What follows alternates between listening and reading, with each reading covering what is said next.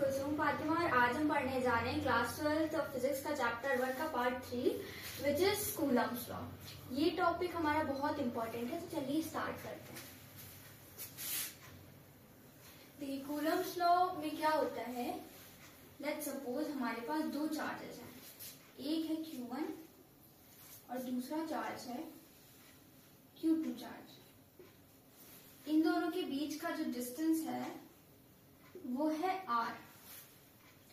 अब देखिए दो चार्जेस जब भी हमारे पास होते हैं तो उनमें कोई ना कोई फोर्स लगती है। अब वो अट्रैक्टिव भी हो सकती है और वो रिपल्सिव भी हो सकती है, डिपेंड करता है कि वो लाइक चार्जेस हैं यानी पॉजिटिव पॉजिटिव या नेगेटिव नेगेटिव, या फिर अनलाइक चार्जेस हैं यानी पॉजिटिव नेगेटिव या फिर नेगेटिव पॉजिटिव। तो कूलम्स लॉ वैसे तो हम लोग ने 11th क्लास में ग्रेविटेशनल लॉ पढ़ा था, उसमें क्या होता था, हमारा फोर्स होता था Gm1 m2 बाई r², यानी फोर्स डायरेक्टली प्रोपोर्शनल होता था product of masses of two bodies, और फोर्स इनवर्सली प्रोपोर्शनल होता था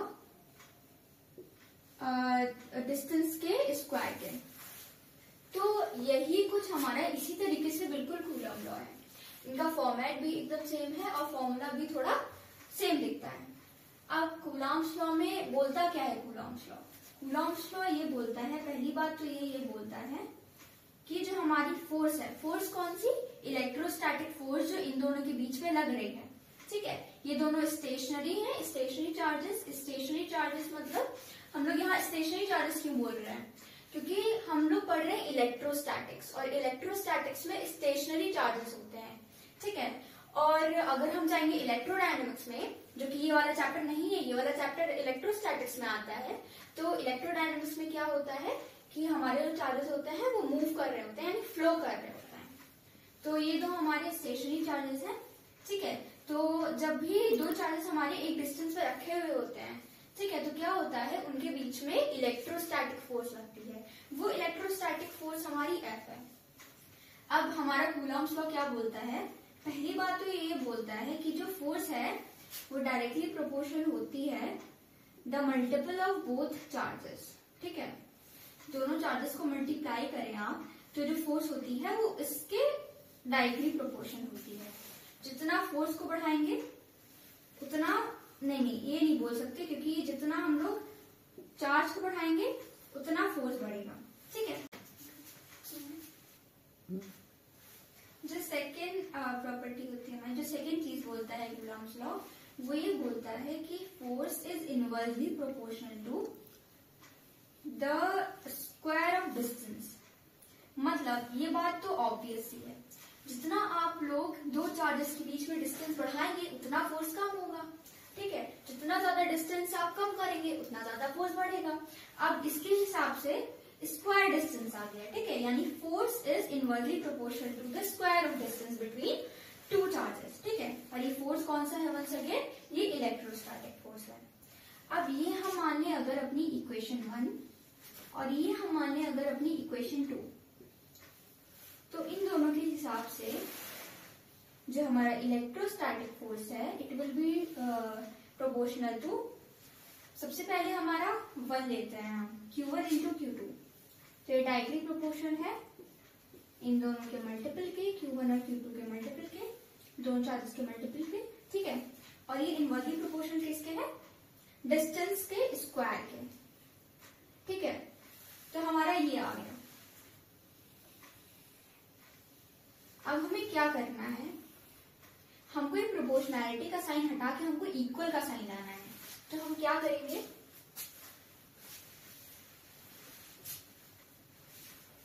ठीक है, तो हम लोग क्या करेंगे, हमारा जो फोर्स है वो डायरेक्टली प्रोपोर्शनल है, ठीक है, वो प्रोपोर्शनैलिटी साइन लगा हुआ है इन दोनों के बीच में, ठीक है।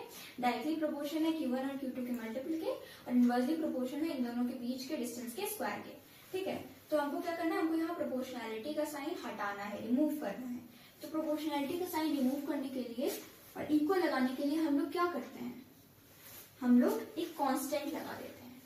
अब यहाँ जो कूलम्स लॉ है इसके अंदर जो कांस्टेंट हमारा है वो होता है K, ठीक है। K को हम हम बोलते हैं कूलम्ब्स कांस्टेंट, या फिर हम बोल सकते हैं इलेक्ट्रोस्टैटिक फोर्स कांस्टेंट। ठीक है, तो K Q1 Q2 by R square, where F is the electrostatic force, K हमारा कूलम्ब्स कांस्टेंट है या फिर इलेक्ट्रोस्टैटिक फोर्स कांस्टेंट है। यहाँ Q1 Q2 हमारे दो चार्जेस हैं और आर स्क्वायर हमारे इन दोनों के बीच के डिस्टेंस का स्क्वायर है। अब देखिए, जो हमारा K है उसको हम बोलते हैं कूलम्ब्स कांस्टेंट, कूलम्ब्स कांस्टेंट, और या फिर हम क्या बोलते हैं इलेक्ट्रोस्टैटिक फोर्स कांस्टेंट। ठीक है, अच्छा, अब ये जो K है इसकी यूनिट क्या होती है? ये जो K है इसकी यूनिट क्या होती है? अगर हम इस फॉर्मूले को अपने थर्ड इक्वेशन मान लें और इसको रीअरेंज करें, ठीक है, तो बाई 3, अगर हम इसको रीअरेंज करें तो क्या होगा? F R square upon Q1 Q2। ठीक है, एफ की यानी फोर्स की ऐसा यूनिट न्यूटन, और ये डिस्टेंस का स्क्वायर मीटर स्क्वायर, और जो Q1 Q2 है ये दोनों ही चार्जेस हैं यानी इन दोनों की यूनिट सेम होगी। ठीक है, तो ये स्क्वायर हो जाएगा, ठीक है, कूलम का स्क्वायर, कूलम होती है चार्ज की यूनिट, यानी जो हमारा कांस्टेंट आया, इलेक्ट्रोस्टैटिक फोर्स कांस्टेंट आया, ये हमारा आया न्यूटन मीटर स्क्वायर पर कूलम स्क्वायर, या फिर हम इसे ऐसे भी लिख सकते हैं newton metre square coulomb inverse square. ठीक है, और जो हमारा ये कांस्टेंट होता है इसकी जो वैल्यू होती है वो होती है हमारी 9 into 10⁹ newton metre square coulomb inverse square. ठीक है, ये याद करके रखनी पड़ेगी क्योंकि ये न्यूमेरिकल्स में काम आती है वैल्यू। अब यहाँ से हमको क्या क्या चीज पता चली? फर्स्ट तो ये कि कूलम्स लॉ बोलता है कि force directly proportional to the multiple of both charges. ठीक है, और सेकेंड चीज क्या बोलता है? Force is inversely proportional to the square of distance between them. ठीक है, और फिर इन दोनों से, इन दोनों को हमने, इसको हमने 1 माना था, इसको हमने 2 माना था, और हमारा फॉर्मूला निकल आया था इलेक्ट्रोस्टैटिक फोर्स के लिए K Q1 Q2 upon are square. ठीक है, K की वैल्यू हमने क्या निकाली? K क्या है? K is basically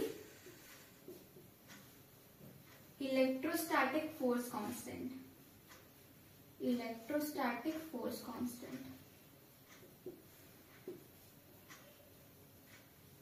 electrostatic force constant. ठीक है, अब K क्या है इधर? 9 into 10⁹ newton metre square coulomb inverse square. ठीक है, अच्छा, अब ये जो इधर K है ये जो ओरिजिनल फॉर्मूला था उसमें नहीं था। मतलब क्या हुआ कि जो साइंटिस्ट थे जिन्होंने ये फॉर्मूला निकाला, उन्होंने K की जगह निकाला था 1/4πε0। ठीक है, अच्छा, अब जब उन्होंने ये निकाला तो उन्होंने सोचा कि वैल्यू थोड़ी बड़ी हो जाएगी। ठीक है, तो उन्होंने क्या किया, इसकी जगह K डाल दिया, which is electrostatic force constant.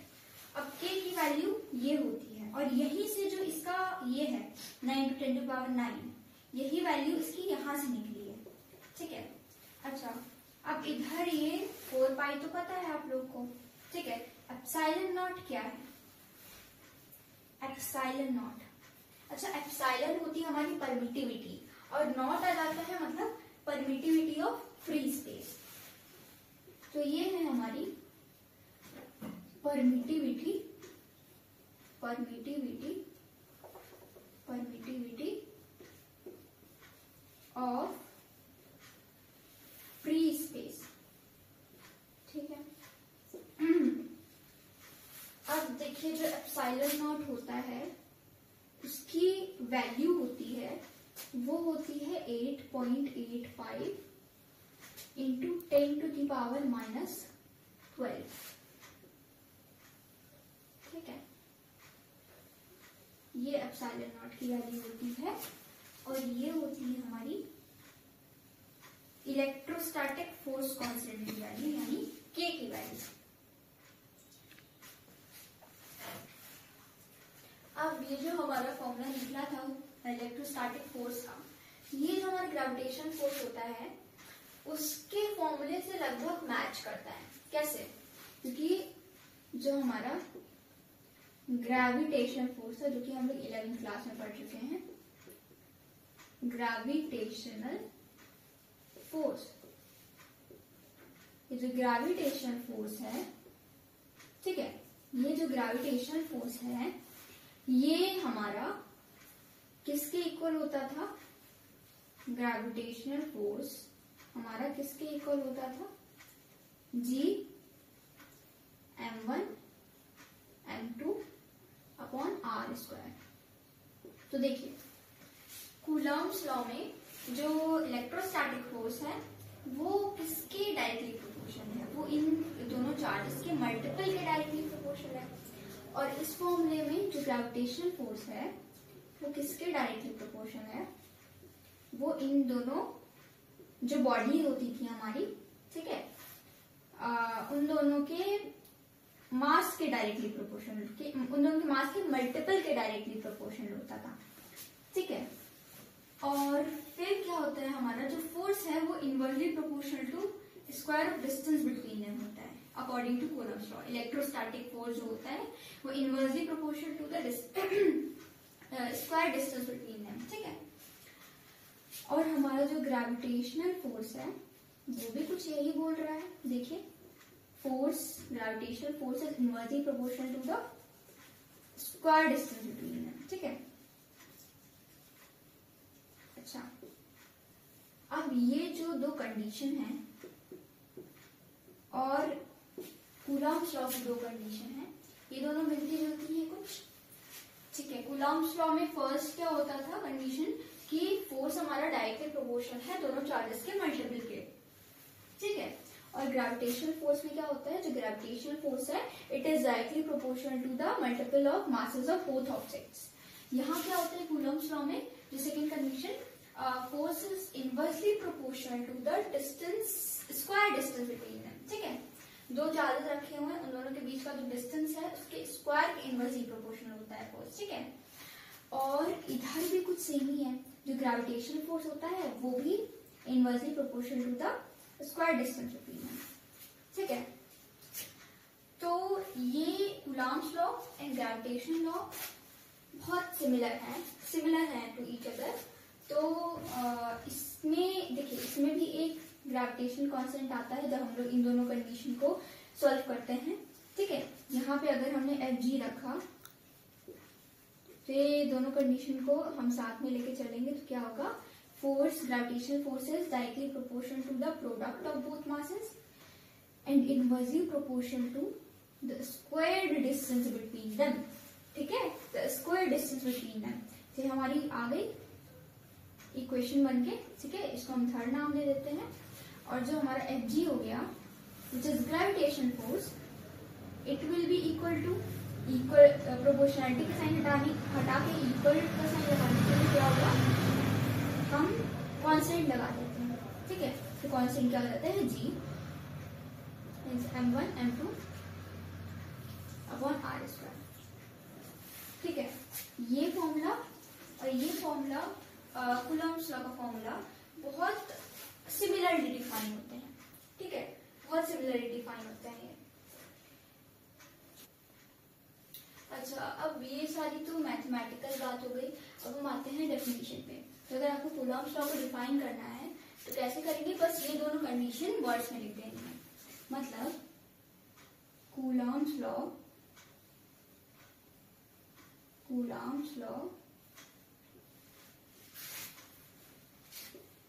states that,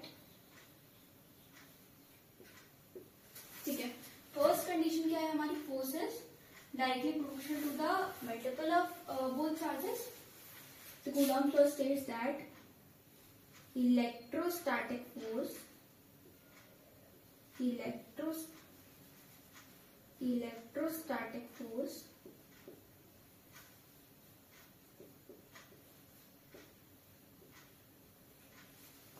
is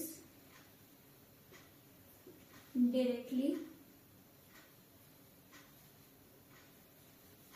proportional, किसके प्रोपोर्शन है, the multiple of both charges, directly proportional to the multiple of both charges, of two charges या both charges.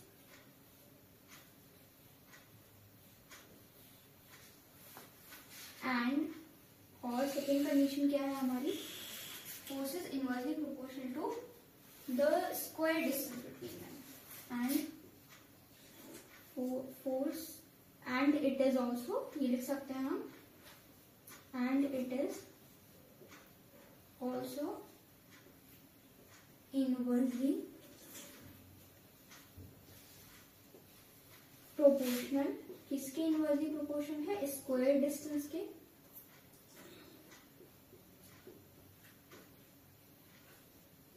to the squared distance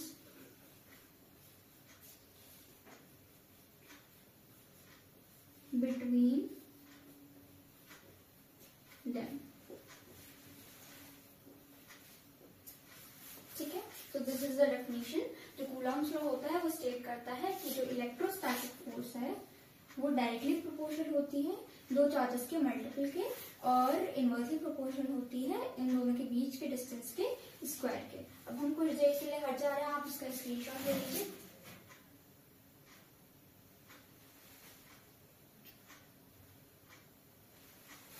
ठीक है, तो Coulomb's law में बस इतना ही होता है. आज के लिए इतना ही. इसके बाद हम फर्दर टॉपिक्स कवर करेंगे. Thank you for watching.